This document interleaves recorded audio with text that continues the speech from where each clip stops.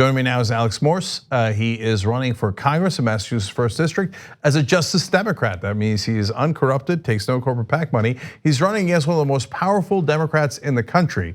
Alex, welcome to the Young Turks. Thank you so much for having me.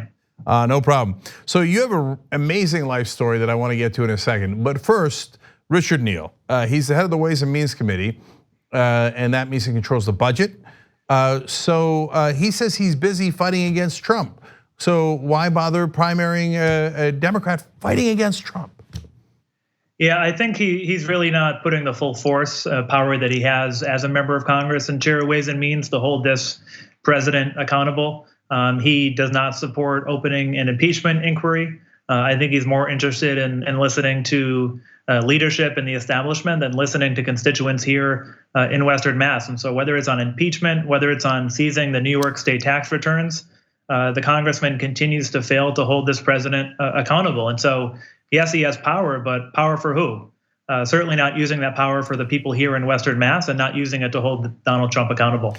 I remember this argument they used to make for Joe Crowley. They'd say, oh, he's the fourth most powerful Democrat in the House. And I remember AOC, and it's actually even in a movie in Knock Down the House saying, power for who, right?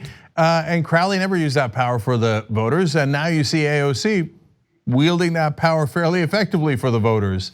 And yeah, there's a traditional wisdom that you need to be in Congress for 20 or 30 years to set the agenda. And it's the members of Congress that have been there 7 or 8 months that are leading the fight, that are setting the agenda and changing the conversation. And so that whole argument of that you have to be there for 20 or 30 years to have influence has totally been thrown out the window by Congresswoman Ocasio-Cortez and Congresswoman Presley as well. And so, in fact, it's actually quite the reverse. They try to make sure that they don't do anything and protect the status quo. Look, you mentioned the New York State tax returns for Donald Trump.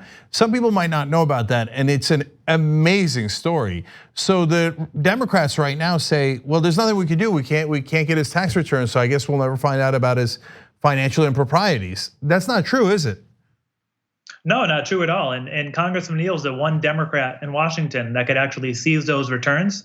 And he's the one Democrat standing in the way. And the way he's handled this tax issue is really emblematic of his handling on a number of issues. He certainly doesn't lead the fight on progressive policies or issues, be it Medicare for all. He's one of the top recipients of money from Big Pharma, putting pharmaceutical profits before the health of people right here in Western Massachusetts. Is the only member of the delegation in Massachusetts that isn't signed on to the Green New Deal. And so again, he certainly has power and experience, but using that power for special interests and his corporate donors.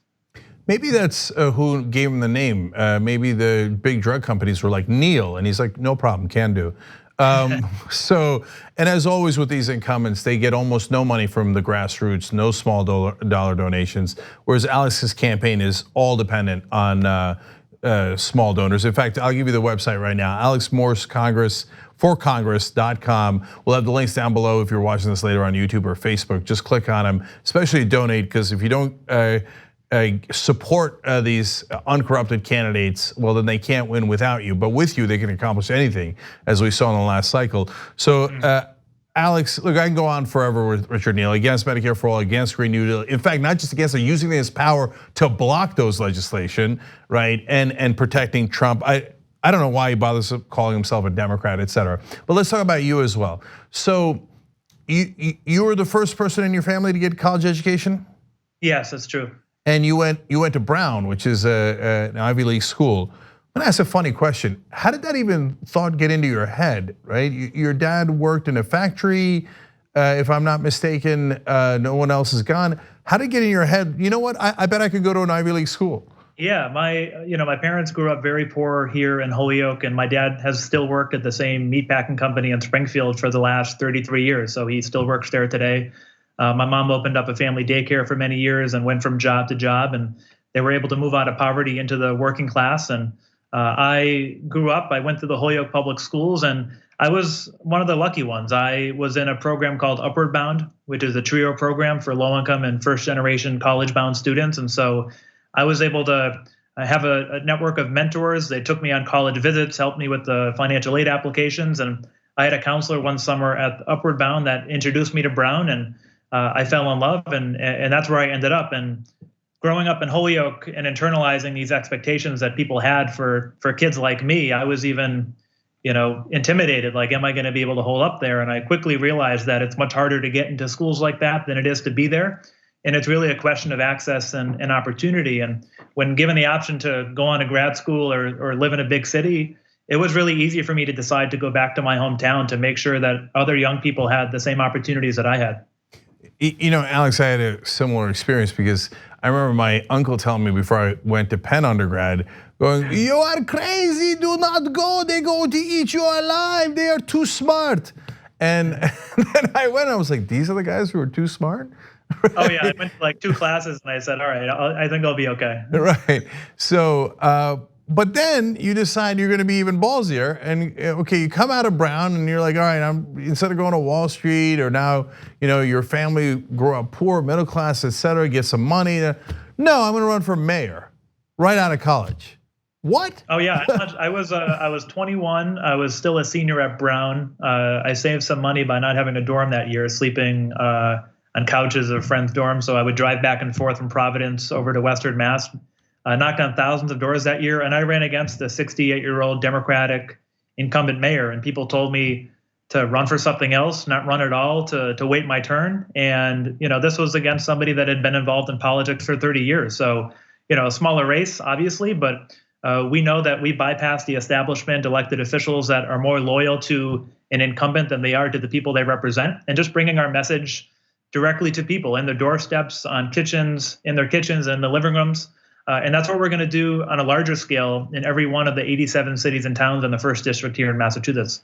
So Alex, you were also the first gay mayor of Holyoke, right? The first openly gay, yes. Yeah, that's right, that's true.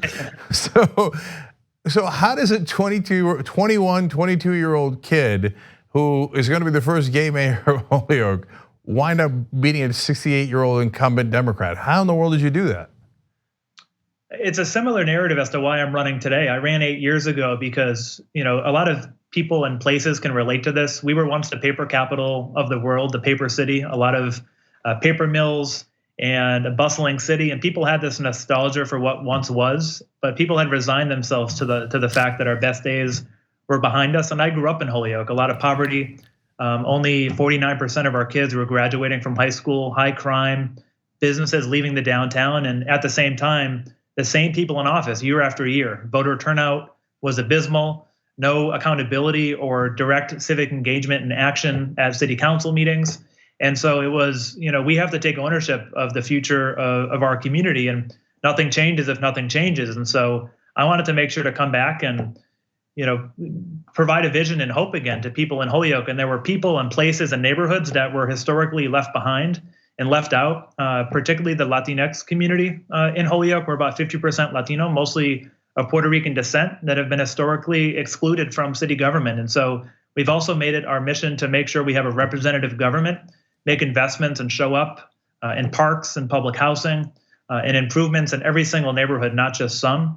And that was the message we brought directly to people in English and in Spanish, knocking in neighborhoods that had never seen a candidate for mayor before. And that's how we've really run the city over the last 8 years. So Alex, now let's turn to how you did as mayor, because you've been mayor now for 8 years. That's why you're the very senior age of 30. You were one of the first ones to declare yourself a sanctuary city. And so then obviously the question is, how much did crime go up after that? Great question. No, actually, crime continued to trend down. Crime has gone down 40% over the last 8 years. It's this obvious false choice and this racist correlation between immigrants and not just immigrants really, but people of color and everyone else. And so the Sanctuary City executive order that I signed in 2014, it was really making sure that everybody, no matter what you look like, your race, ethnicity, feel safe in your own community. And what we see happening with ICE and with the federal government is it really doesn't matter if you're a citizen or not. ICE will potentially detain you if you're just simply a person of color in this country. And so it was important for us to take a stand early on that. So I looked at the numbers. Crime went down by 40%. In 8 years, unemployment's at a 25-year low. Look, you can say nationally unemployment's down. You can say crime is down, although not down 40%, obviously. Obviously, it puts a lie to the idea that sanctuary cities are more dangerous. It's actually the reverse. But there's one other stat that I was actually more amazed by. High school graduation rates increased from 49% to 72% while you've been mayor. That's a really large jump. How in the world did you make that happen? Yeah, no, it's a huge jump, and it's something that we're very proud of. And public education, public schools, I'm a product of the Holyoke Public Schools. They should be, our cities, our society's greatest equalizer in our country, providing everyone with a good public education. And we need to design schools with the assumption that kids aren't gadgets, that one size doesn't fit all. And our motto has been a pathway for every student. And so different students and different people have different types of life experiences and trauma that they may bring with them, backgrounds, challenges. They may be young mothers. And so instead of having a system where if you don't assimilate into quote unquote a model student that you are somehow pushed out of the system, rather creating a system where students who have different abilities and different assets and different life experiences feel at home and comfortable in the system as well. And so we certainly still have challenges in the public schools and a lot of work ahead of us. But we're really proud of the fact that we've been able to increase the graduation rate from 49 to 72, expand and get closer to universal pre-K. We started a dual language program, so starting in preschool, people are learning both English and Spanish, and that's been an incredibly successful program. And we want to make the public schools, which have historically been places where a lot of families are choosing not to send their kids, we're now seeing families of all backgrounds actually using and seeing the public schools as their #1 school of choice. There's so many things that people tell you can't be done, and that's because they don't want them done or they don't want to bother trying. It's amazing what you could accomplish if you just try. And for the audience, I want to tell you guys one last thing. You'll remember this as the first time you saw Alex Morse for a lot of you, but it won't be the last. So everybody go to alexmorseforcongress.com and we'll have the links down below if you're watching this later, like I said, and make sure that if you believe in progressive candidates who are actually gonna fight for you, you've got to support them now so they can support you later. And I don't know that there's anybody more important to defeat than as a Democratic incumbent than Richard Neal. So Alex, thank you so much for joining us on the Young Turks. Really appreciate it. Thanks so much for having me. I look forward to keeping in touch and enjoy the ice cream. All right, absolutely.